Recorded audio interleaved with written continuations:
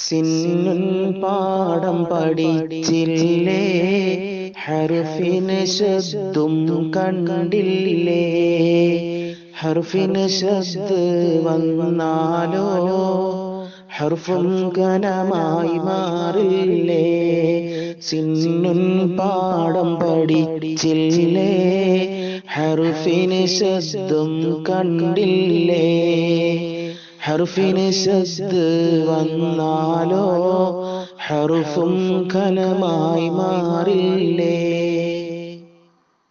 സിന്നുൻ എന്നത് പല്ലാണ്, പല്ലിനെന്തൊരു അഴകാണ്.